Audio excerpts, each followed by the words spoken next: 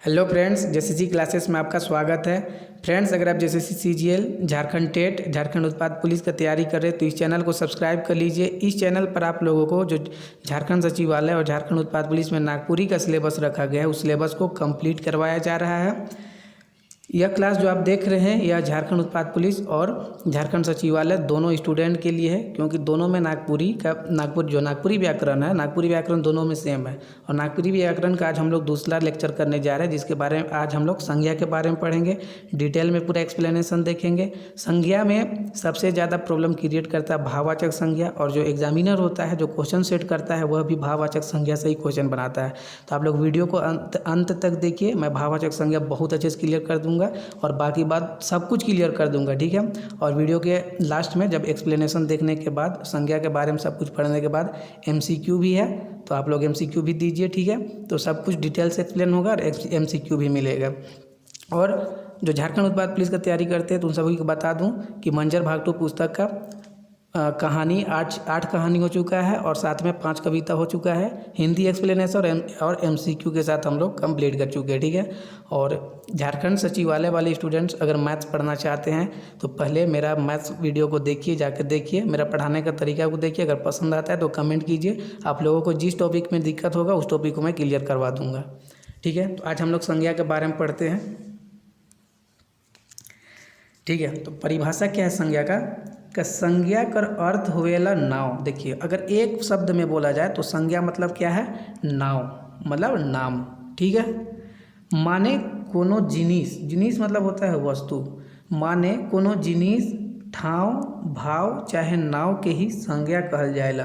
कहने का मतलब है कि संज्ञा का अर्थ क्या है, परिभाषा क्या है कि किसी वस्तु का, किसी जगह का कोई चीज़ भाव है तो उस सभी का नाम को ही संज्ञा बोला जाता है। संज्ञा का अर्थ होता है नाम। कोई भी वस्तु, किसी चीज़ का, किसी सामान का, किसी जगह का, ये सभी, या कोई भाव का, ये सभी का नाम को ही संज्ञा बोला जाता है। जैसे राम क्या है? एक नाम है, व्यक्ति का नाम है। रांची क्या है? एक जगह का नाम है। नागपुर जगह का नाम है। देखिए, जानवर, बूढ़ा, ये सभी क्या है? ये बूढ़ा क्या है? ये भाव, ठीक है। जानवर ये क्या है? तो जानवर एक वस्तु बोलिए, तो ये सभी क्या है? तो संज्ञा के उदाहरण है। दोसर अर्थ में संसार कर सब वस्तु मन जेके देख छुई अनुभव कर सकीला से के संज्ञा कहल जाएला। अगर दूसरा अर्थ में बोला जाए तो संज्ञा का मतलब क्या होता है कि संसार का कोई भी वस्तु, कोई भी सामान जिसको देख सकते हैं, छू सकते हैं, एहसास कर सकते हैं, मतलब महसूस कर सकते हैं, अनुभव कर सकते हैं, तो उन सभी चीज़ों को ही संज्ञा बोला जाता है, ठीक है। आई होप कि क्लियर हो गया होगा। अब संज्ञा का भेद कैगो है? तो संज्ञा का 5 गो भेद है। हिंदी में भी 5 गो भेद है और नागपुरी में भी 5 गो भेद है। व्यक्तिवाचक संज्ञा, जातिवाचक संज्ञा, भाववाचक संज्ञा, द्रव्यवाचक संज्ञा और समूहवाचक संज्ञा, ठीक है। चलिए आप लोग देखिए व्यक्तिवाचक संज्ञा की। व्यक्तिवाचक संज्ञा क्या होता है? इसका परिभाषा क्या है कि जोन शब्द से एक ठो वस्तु चाहे व्यक्ति कर बोध होवेला, मतलब एक ठो वस्तु चाहे एगो व्यक्ति कर बोध होवेला तो उके कहल जाएला व्यक्तिवाचक संज्ञा। व्यक्तिवाचक संज्ञा मतलब कोई भी एक वस्तु या एक जगह का या एक व्यक्ति या एक वस्तु के नाम के ही व्यक्तिवाचक संज्ञा कहल जाएला। ऑप्शन देखिए, ऑप्शन बोलते हैं। एग्जाम्पल देखिए कि आदमी का नाम, जैसे आदमी का नाम राम एक व्यक्ति का नाम है। वीरेंद्र एक व्यक्ति का नाम है। सचिन एक व्यक्ति का नाम है। दिशा का नाम पूरब, दक्षिण, उत्तर, पश्चिम, तो ये सभी क्या है? ये सभी व्यक्तिवाचक संज्ञा है। पहाड़ का नाम, देखिए पहाड़ का नाम तो डोंबारी बुरु, हिमालय, ये सभी क्या है? व्यक्तिवाचक संज्ञा है। घटना, कोई घटना है ना, जैसे टाना भगत आंदोलन, बिरसा आंदोलन, 1947 का विद्रोह, क्रिप्स मिशन, तो ये सभी क्या आएगा? ये सभी आएगा व्यक्तिवाचक संज्ञा। देश का नाम, जैसे भारत देश का नाम है क्या, तो ये सभी है व्यक्तिवाचक संज्ञा। नदी का नाम गंगा, यमुना। दिन और महीना का नाम भी व्यक्तिवाचक संज्ञा होवेला। पूस, माघ, जनवरी, फरवरी, दिसंबर, तो ये सभी है व्यक्तिवाचक संज्ञा। कोई भी एक ठो वस्तु चाहे एक ठो स्थान, कोई एक वस्तु, एक ठो स्थान या एक व्यक्ति का नाम के ही बोलल जाएला व्यक्तिवाचक संज्ञा, ठीक है। अब जातिवाचक संज्ञा, इसका क्या होता है जातिवाचक संज्ञा कि जोन संज्ञा से एक ही तरह कर एक से अधिक वस्तु आदमी ठाव भाव कर बोध होवेला उके जातिवाचक संज्ञा कहल जाएगा। कहने का मतलब है कि कोई भी संज्ञा मतलब कोई शब्द जिससे एक ही तरह कर एक से अधिक ठाव मतलब ठाव का नाम, भाव या फिर व्यक्ति का नाम या कोई वस्तु का नाम मतलब एक से अधिक आना चाहिए। जातिवाचक संज्ञा में मतलब एक से अधिक आना चाहिए। तो एक से अधिक वस्तु आदमी ठाव भाव तो कर बोध होवेला उके कहल जाएगा जातिवाचक संज्ञा। मतलब कि जातिवाचक संज्ञा किसको बोलते हैं तो एक से अधिक वस्तु व्यक्ति ठाव भाव ये सभी का जो बोध होता है जिस शब्द से उसी को बोला जाता है जातिवाचक संज्ञा मतलब जातिवाचक संज्ञा।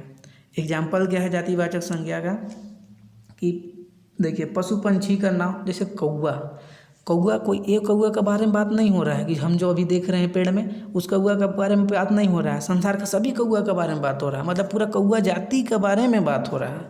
तो कौवा हो गया। हिरन सभी हिरन का बात हो रहा है, कोई एक पार्टिकुलर हिरन का बात नहीं हो रहा है। तो जातिवाचक संख्या में क्या बोले कि जातिवाचक संज्ञा क्या बोले कि एक ही तरह कर एक से अधिक वस्तु कर या व्यक्ति कर या भाव कर बोध होवेला उसी को बोलते हैं क्या तो वे जातिवाचक संज्ञा मतलब जातिवाचक संज्ञा उसी को कहते हैं। हिरन पूरा हिरन संसार का सभी हिरन का बोध हो रहा है इससे। अब जिनिस का नाम, जिनिस मतलब वस्तु का नाम, जैसे पहाड़ बोले तो कोई पार्टिकुलर पहाड़ का नाम नहीं ले रहे। डोम्बारी बुरु नाम आ गया तब तो व्यक्तिवाचक संज्ञा हो गया, लेकिन सिर्फ आ गया पहाड़।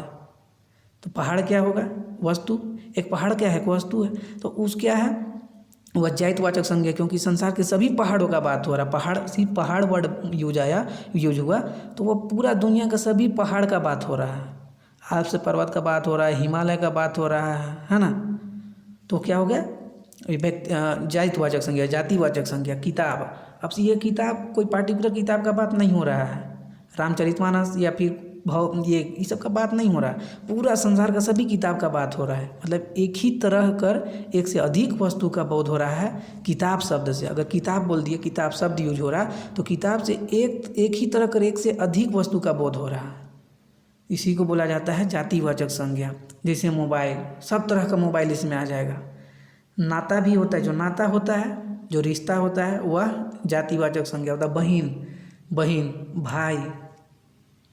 ओहदा, जो ओहदा भी होता है वह भी जातिवाचक संज्ञा होता है। जैसे ब्राह्मण, कोई एक ब्राह्मण का बात नहीं हो रहा है, संसार के सभी ब्राह्मण का बात हो रहा है, इंडिया के सभी ब्राह्मण का बात हो रहा है। राजपूत, पूरे इंडियन राजपूत का बात हो रहा है। मुसलमान, पूरी दुनिया के मुसलमान का बात हो रहा है। क्रिश्चियन, पूरी दुनिया के क्रिश्चियन का बात हो रहा है, पूरे इंडिया के क्रिश्चियन का बात हो रहा है ना। तो ये हो गया जातिवाचक संज्ञा, ठीक है, मतलब पूरा एक जाति का बोध हो रहा है। चलिए भाववाचक संज्ञा, इससे तो जातिवाचक संज्ञा और भाववाचक संज्ञा ये दोनों से ही प्रश्न जनरली बनता है। ध्यान देना तो सब में है कि एग्ज़ाम सेट करने वाला किसे सेट कर दे, लेकिन भाववाचक संज्ञा और इसी में जनरली स्टूडेंट को दिक्कत भी होता है भाववाचक संज्ञा में। तो वीडियो से बने रहिए, क्लियर कर देंगे, MCQ लगाइएगा, खुद क्लियर हो जाएगा। भाववाचक संज्ञा, जे संज्ञा से कोनो वस्तु का भाव, गुण या दशा या अवस्था कर बोध होवेला उके भाववाचक संज्ञा कहल जाएला। कहने का मतलब है कि जो संज्ञा शब्द से किसी वस्तु कर गुण, भाव, दशा, अवस्था इत्यादि का बोध होता है उसी को बोला जाता है भाववाचक संज्ञा। भाववाचक संज्ञा जैसे देखिए राहुल ईमानदारी आदमी है क्या, राहुल जो है वह ईमानदारी आदमी है क्या। चलिए ये थोड़ा सेंटेंस दूसरा लग रहा है, लेकिन समझिए बात क्या हो रहा है कि ईमानदारी, जो ईमानदारी शब्द है ये है गुण, किसी व्यक्ति का गुण है। तो गुण कौन सा संज्ञा में आएगा, गुण आएगा भाववाचक संज्ञा में। देखिए वो बहुत गरीब है, मतलब कोई आदमी का बात हो रहा है, वो बहुत गरीब है तो उसका दशा का बारे में बात हो रहा है, गरीब दशा का बारे में बात हो रहा है। तो दशा कौन सा संज्ञा आएगा तो भाववाचक संज्ञा। गुण कौन सा संज्ञा आएगा, दशा कौन सा संज्ञा आएगा तो भाववाचक संज्ञा आएगा। रांची एकदम सामने है तो ये भी दशा का बात हो रहा है, यहाँ अवस्था क्या, ये दशा या अवस्था दोनों ही समझिए। तो एकदम सामने है, सामने तो ये क्या है, दशा के बारे में बात हो रहा है कि एकदम सामने है, तो यह भी भाववाचक संज्ञा है। एक दूसरे से प्रेम करे के चाहिए। देखिए प्रेम, प्रेम शब्द जो है यह भाव को दर्शाता है, भाव, प्रेम, तो यह क्या है, तो यह भाववाचक संज्ञा है। मतलब कि भाव, गुण, दशा और अवस्था, इन सब कर जिस संज्ञा शब्द से बोध होता है उस संज्ञा शब्द को भाववाचक संज्ञा कहा जाता है, भाववाचक संज्ञा कहा जाता है। आगे एग्जाम्पल और देखेंगे, अब बहुत डिटेल में पढ़ाएंगे भाववाचक संज्ञा को।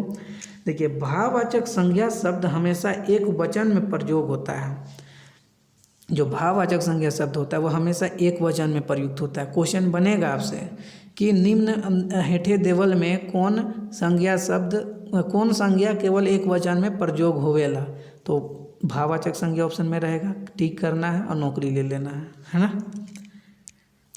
चलिए भाववाचक संज्ञा के बारे में और पढ़ते हैं कि भाववाचक संज्ञा शब्द का निर्माण जातिवाचक संज्ञा, सर्वनाम, विशेषण, क्रिया और अव्यय में प्रत्यय शब्द जुड़ले हुएला। मतलब क्या है बोलने का कि जो भाववाचक संज्ञा का निर्माण होता है वह जातिवाचक संज्ञा, सर्वनाम, विशेषण, क्रिया और जो अव्यय शब्द होता है उसमें प्रत्यय जुड़ने के बाद भाववाचक का निर्माण होता है। जो भाववाचक संज्ञा शब्द होता है उसका निर्माण होता है किससे, तो जातिवाचक संज्ञा में प्रत्यय जुड़ने से, विशेषण में प्रत्यय जुड़ने से, सर्वनाम में जुड़ने से। तो ये सब प्रश्न बनेगा, ठीक है। जैसे एग्जाम्पल देखते हैं, मित्रता, ये मित्र कौन सा संज्ञा होगा, तो ये जातिवाचक संज्ञा होगा, जातिवाचक संज्ञा होगा मित्र, मतलब पूरे दुनिया का मित्र का बात हो रहा है। अब उसी में ता जोड़ेंगे जो कि क्या है, प्रत्यय है। ता क्या है, प्रत्यय है, अभी पढ़ाएंगे ये सब आगे, प्रत्यय है। तो मित्र में ता जुटेगा तो क्या होगा, मित्रता बनेगा। तो मित्रता क्या होगा, भाववाचक संज्ञा। जैसे पुरुष, पुरुष मतलब पुरुष, और उसमें आ जुड़ेगा तो ये पौरुष बनेगा, जो कि ये क्या होगा, पौरुष शब्द हो गया, मातृत्व शब्द हो गया। ये सभी क्या आएगा, तो ये सभी भाववाचक संज्ञा आएगा।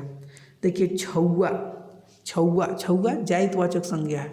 कोई एक छौआ का झौआ मतलब कोई बच्चा, तो एक बच्चा का बात नहीं हो रहा है, संसार का सभी बच्चा का बात हो रहा है, बच्चा जाति का बात हो रहा है, इसलिए यह एक जातिवाचक संज्ञा है। और उसी में जब आप पन जोड़ दीजिएगा, पन एक प्रत्यय है तो छौआपन बनेगा। छौआपन क्या होगा, तो छौआपन एक भाववाचक संज्ञा शब्द है, छौआपन भाववाचक, ठीक है। आगे देखिए, मम क्या है, ये सर्वनाम है, उसमें ता जोड़िएगा तो ममता बनेगा। और ममता क्या है, एक भाववाचक संज्ञा, ममता है ना, भाववाचक संज्ञा है, क्योंकि इसे ममता से भाव का पता चलता है। छोटका और उसमें पन जोड़िएगा तो छोटकापन बनेगा, और छोटकापन क्या है, भाववाचक संज्ञा है। दशा पता चल रहा है इससे, छोटकापन देखिए, छोटकापन, तो दशा पता चलता है इससे।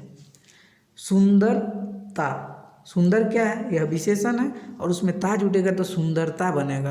और सुंदरता क्या है, तो सुंदरता जो है यह गुण है, नहीं ये सुंदर गुण है, और ता जुटेगा तो ये सुंदरता बनेगा, जो कि एक भाव है और यह भाववाचक संज्ञा होगा, सुंदरता, ठीक है।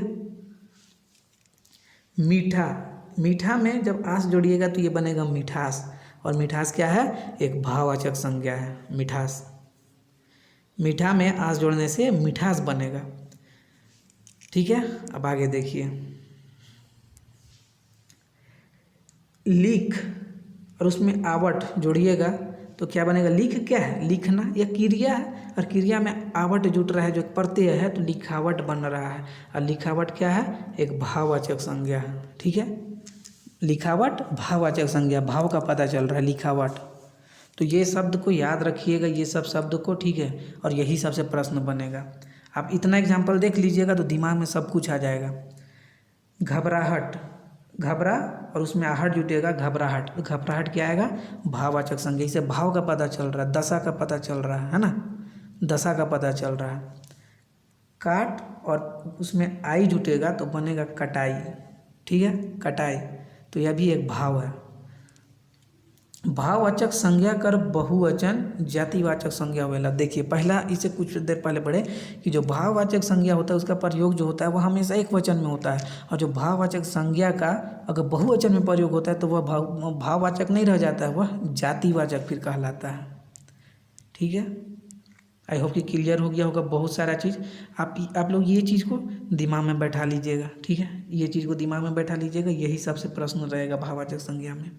मित्रता, पौरुष, छुआपन, ममता, ममता भाव पता चल रहा है, छोटकापन, छोटकापन इसे भी भाव दशा का पता चल रहा है, मित्रता इसे भी भाव का पता चल रहा है, मित्रता है ना, मित्रता, दूर, दूर, दूर उससे अवस्था का पता चल रहा है, दशा का पता चल रहा है, स्थिति का पता चल रहा है, मिठास देखिए, लिखावट, घबराहट, ये सभी क्या है, तो ये सभी भाववाचक संज्ञा है। घबराहट, घबराहट हो रहा है, दशा, मेरा दशा क्या है, कभी घबराहट आ रहा है, या भाव भी बोलिए, है ना।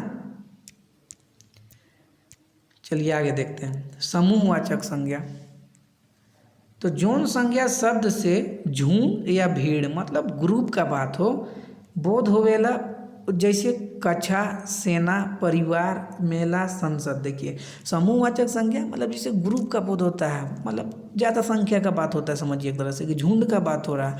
जैसे कक्षा, कक्षा में बहुत सारे स्टूडेंट रहते हैं, तो कक्षा में देखिए समूह का बोध हो रहा है। सेना, सेना में बहुत ज़्यादा सेना रहता है, समूह का बोध हो रहा है। परिवार, परिवार में आदमी लोग रहता है 8, 9, 10 जो भी, तो एक समूह का बोध हो रहा है ना। संसद, संसद में पूरा मेंबर रहते हैं, तो ये सभी क्या है, तो समूहवाचक संज्ञा है। चलिए आगे देखते हैं, द्रव्यवाचक संज्ञा। कि जौन संज्ञा शब्द से कोनो द्रव, याद रखिएगा द्रव पदार्थ, धातु, अधातु जे मनक नाप तौल हो सकेला, द्रव्यवाचक संज्ञा कहल जाएला। कहने का मतलब है कि जौन संज्ञा शब्द से किसी द्रव पदार्थ, धातु, अधातु या जिन पदार्थों का नाप तौल का बोध हो, उन सभी पदार्थों को क्या कहते हैं, तो द्रव्यवाचक संज्ञा कहते हैं। नाप तौल का भी बोध हो सकता है, या फिर धातु, अधातु हो सकता है, कोई द्रव पदार्थ हो सकता है। द्रव्य पदार्थ मतलब जैसे पानी हो गया। अब देखिए धातु, अधातु हो गया, धातु सोना हो गया, अधातु हो गया, ठीक है, ये सब हो गया। अब नाप तौल का भी बोध होना चाहिए, जैसे कपड़ा, कपड़ा किस में आ जाएगा, तो कपड़ा आ जाएगा आपका द्रव्यवाचक संज्ञा में, क्योंकि कपड़ा का नाप तौल होता है, नापी होता है ना जी, आप लोग कपड़ा सिलाते हैं, नापी होता है कि नहीं, तो किस में आ जाएगा, तो ये आ जाएगा द्रव्यवाचक संज्ञा में। जैसे हम लोग कुछ एग्जाम्पल देखते हैं, एग्जाम्पल से और अच्छे से क्लियर होगा। क्या है एग्जाम्पल, कि पानी बह रहा है, तो इसमें अगर ये एग्जाम में आ गया कि पानी बह रहा है पंक्ति में, कौन द्रव्यवाचक संज्ञा है के, तो एकदम पानी को टिक कर देना, क्यों, क्योंकि यह द्रव पदार्थ है।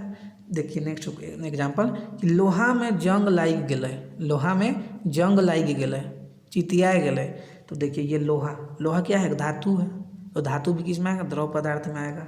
देखिए सोना बहुत महंगा हो जाए, सोना जो है बहुत महंगा हो जाए, सोना क्या है, धातु है। घ में क्या है, कि हमके सुंदर कमीज चाहिए, हमके सुंदर कमीज चाहिए, तो इसमें पूछेगा कि इसमें द्रव्यवाचक संज्ञा कौन है, तो आपको बताना पड़ेगा कमीज। कमीज क्यों है, क्योंकि इसका नाप मापी होता है, मापी होता है। इसको देखिए, दूध से खीर बनेला, तो दूध क्या है, तो दूध तो एक द्रव पदार्थ है ना, प्लस इस द्रव पदार्थ के साथ क्या, इसका भी तो मापी होता है, 1 लीटर 2 लीटर, दोनों तरीका समझ सकते हैं। आई होप कि मैं बहुत अच्छे से समझा पा रहा हूँ। और फ्रेंड्स अगर वीडियो अच्छा लग रहा है तो चैनल को सब्सक्राइब कर लीजिए, वीडियो को लाइक कीजिए और लोगों तक पहुँचाइए वीडियो को। ग्रामर सेक्शन में एक एक चीज़ क्लियर कर देंगे, एक एक चीज़। अगर भाववाचक संज्ञा समझ में नहीं आया हो तो फिर से कमेंट कीजिए, तो मैं फिर से बहुत अच्छे से पढ़ा दूँगा। ऐसे भी मैं अभी बहुत अच्छे से ही पढ़ा रहा हूँ। जैसे ये हो गया, देखिए दामोदर नदी का पानी बहुत प्रदूषित है, तो इसमें क्या होगा, देखिए दामोदर नदी क्या आ जाएगा, तो ये व्यक्तिवाचक संज्ञा आ जाएगा, और पानी क्या आ जाएगा, तो पानी द्रव्यवाचक संज्ञा आ जाएगा, है ना। चलिए अब हम लोग MCQ देखते हैं, जो पढ़े हैं हम लोग उसका MCQ देखते हैं। MCQ से और चीज़ क्लियर हो जाएगा। पहला क्वेश्चन है कि बुढ़ापा कौन संज्ञा है क्या।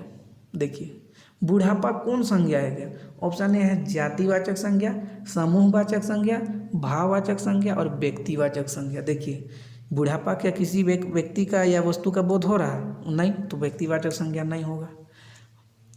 जातिवाचक संज्ञा, जातिवाचक संज्ञा, देखिए बुढ़ापा, बुढ़ापा से क्या चीज़ का बोध हो रहा है, किसी इंसान का, अगर इंसान का बात करें तो किसी इंसान क्या चीज़ का बोध हो रहा है, उसका दशा के बारे में बोध हो रहा है, भाव का बारे में बोध हो रहा है, तो क्या होगा यह बुढ़ापा। बुढ़ापा जो है यह एक भाववाचक संज्ञा है।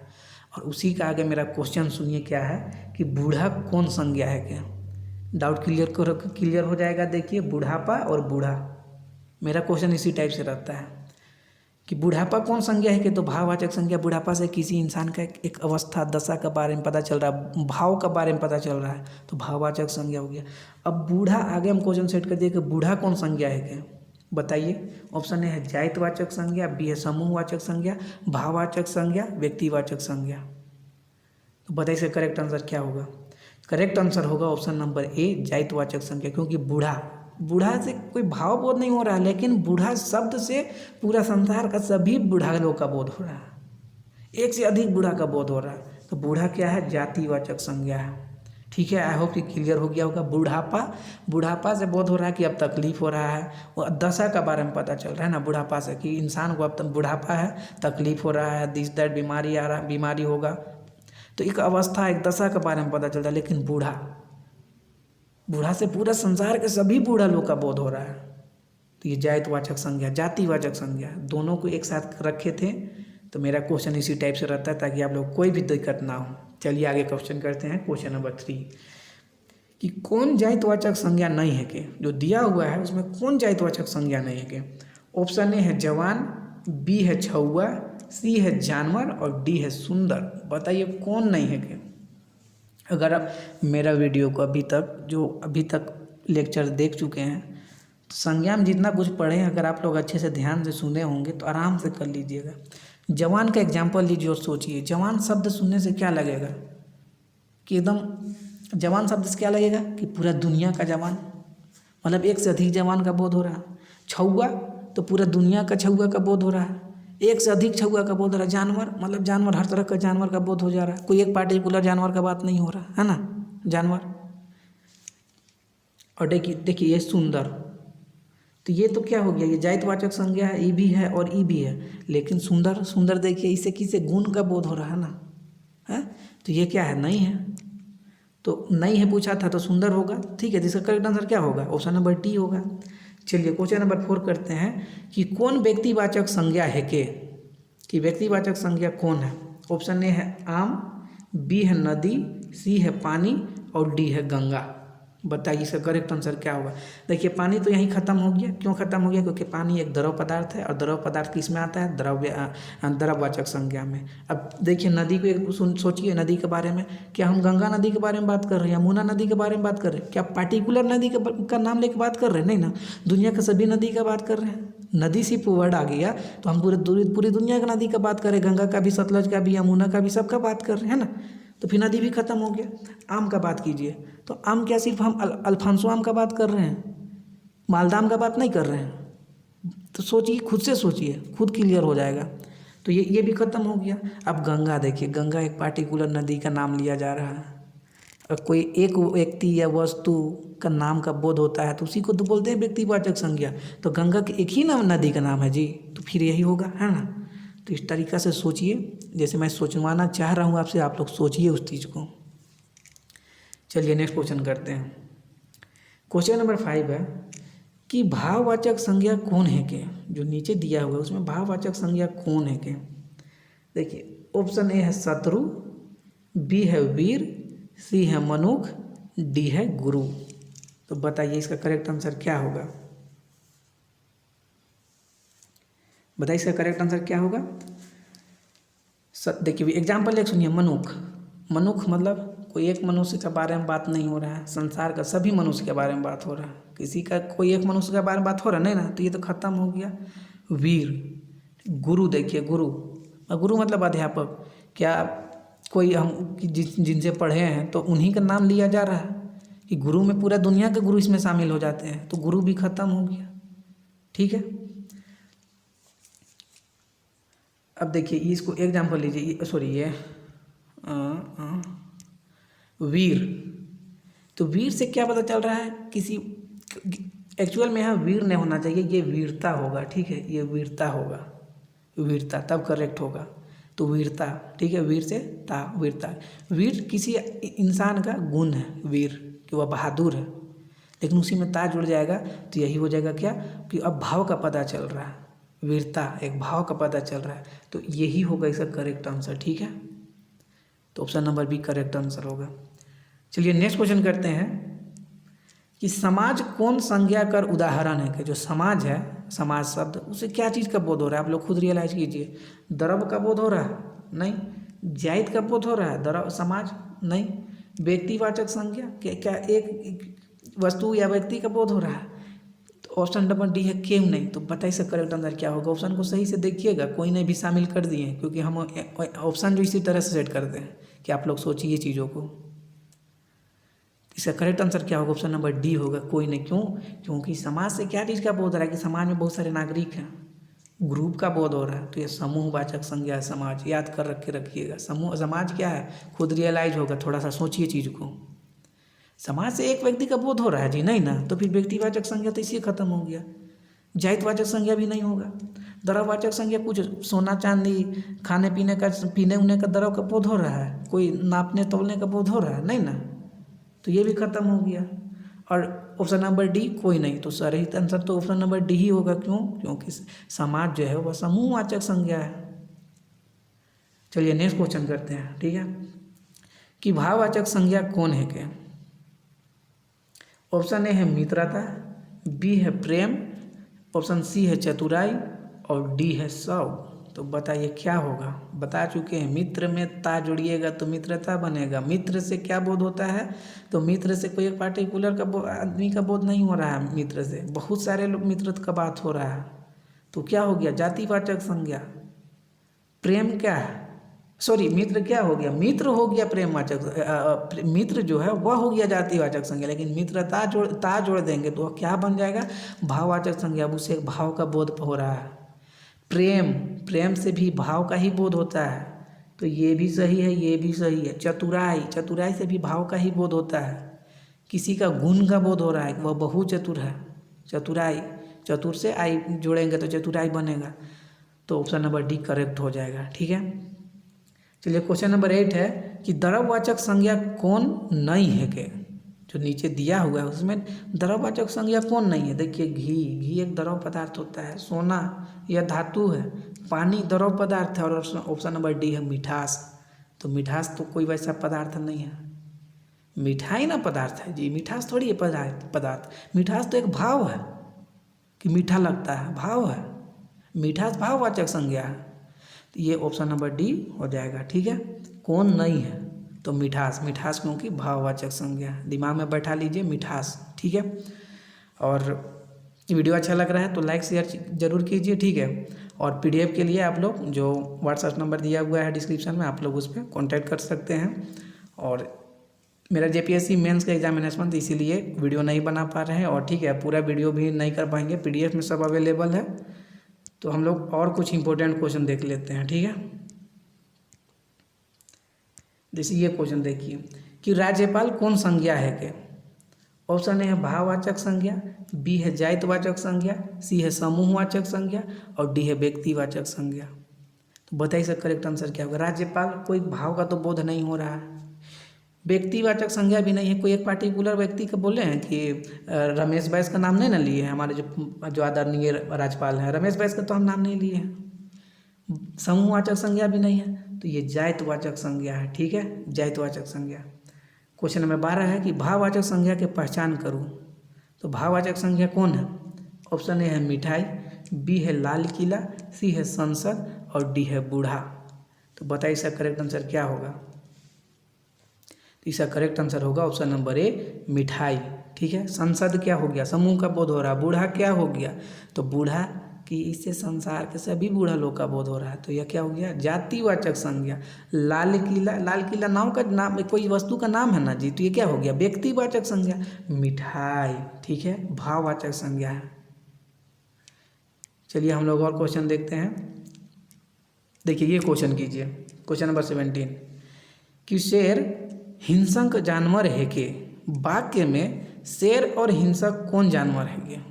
ये कौन जानवर नहीं, ये कौन संज्ञा है के? शेर शब्द और हिंसक कौन संज्ञा है के?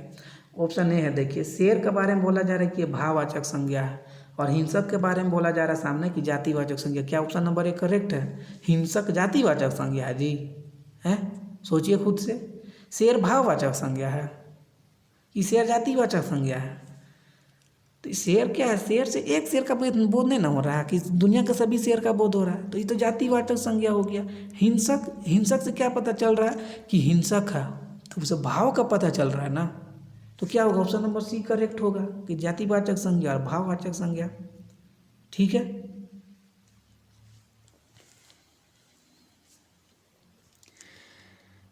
चलिए हम लोग और देखते हैं। इसको देखिए, ये फल कौन संज्ञा है कि फल, फल जो है वह कौन संज्ञा है। ऑप्शन ए है द्रव्यवाचक संज्ञा, जातिवाचक संज्ञा, सी है ए एंड बी दोनों और डी है कोई ना। बहुत इंपॉर्टेंट क्वेश्चन है और ऐसा प्रश्न आप लोगों को कोई नहीं करवाएगा, सब सिर्फ नॉर्मल क्वेश्चन करवा के छोड़ देगा। देखिए फल कौन संज्ञा है कि द्रव्यवाचक संज्ञा, जातिवाचक संज्ञा। पहला बात कि फल में तो सेब भी आएगा, आम भी आएगा, सब कुछ आ जाएगा, पपाया वगैरह सब कुछ आ जाएगा। तो पहला बात तो जातिवाचक संज्ञा है, जातिवाचक संज्ञा। अब द्रव्यवाचक संज्ञा भी है, क्यों है, क्योंकि फल को तो हम लोग खरीदते हैं 1 kg 2 kg, मतलब इसको मापा जाता है ना जी, मापा जाता है कि नहीं। तो ये क्या होगा, ऑप्शन नंबर सी करेक्ट हो जाएगा। इस टाइप का भी प्रश्न बनेगा कि ग्रामीण कर संज्ञा रूप है के, ग्रामीण कर संज्ञा रूप है के। ऑप्शन ए है ग्रामीणे, बी है ग्राम, सी है ग्राम्य और डी है ग्रामी। तो बताइए इसका करेक्ट आंसर क्या होगा। तो इसका करेक्ट आंसर होगा ग्रामी, क्योंकि ग्रामी में ही, हाँ ग्रामीण इसका करेक्ट आंसर होगा। ठीक है, और ये 21वां क्वेश्चन है जो आप लोगों को बताना है कि ऊंचाई कौन संज्ञा है के, व्यक्तिवाचक संज्ञा, भाववाचक संज्ञा, द्रव्यवाचक संज्ञा और कोई नहीं। ठीक है, तो इसको आप लोग कमेंट करके बताइए कि ऊंचाई कौन सा संज्ञा है। और आप लोग को वीडियो अच्छा लगा है तो लाइक शेयर जरूर कीजिए। टाइम की कमी की वजह से मैं पूरा नहीं बना पा रहा हूँ और क्वेश्चन बहुत सारा है। ठीक है, क्वेश्चन बहुत सारा है, तो आप लोग 21 नंबर क्वेश्चन करके कि ऑप्शन बताइए करेक्ट आंसर क्या है कमेंट में। और फिर हम लोग कल इसके आगे सर्वनाम पढ़ेंगे, उसको भी क्लियर कर देंगे बहुत अच्छे से। ठीक है, तो वीडियो को देखिए। Thank you.